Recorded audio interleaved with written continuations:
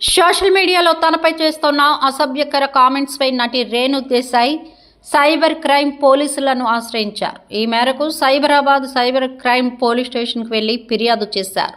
Social మీడియాలో కొందరు తన పోస్టులకు అసభ్యకరంగా కామెంట్స్ పెడుతున్నారని ఫిర్యాదులో పేర్కొన్నారు.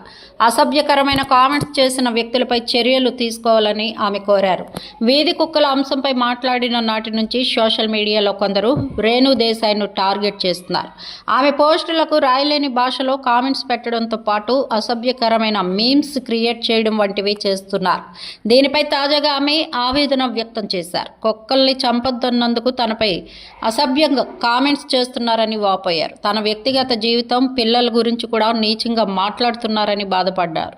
దేవుని మాల ధరించి నిండు బట్టల్లో ఉన్న తనని రాత్రికి రేటెంత అని అడుగుతున్నారని ఆగ్రహం వ్యక్తం చేశారు. బొద్దుందా, అసలు ఏం మాట్లాడుతున్నారని ఫైర్ అయ్యారు. ఇన్నాళ్ళేమన్నా ఓపిక పట్టాను, ఇక భరించడం తన వల్ల కాదన్నారు. ఇకపై సోషల్ మీడియాలో తనపై అసభ్యకర కామెంట్లు చేసే వాళ్ళ ఇంటికి వచ్చి సంగతి తేలుస్తానని ఆమె వార్నింగ్ ఇచ్చారు.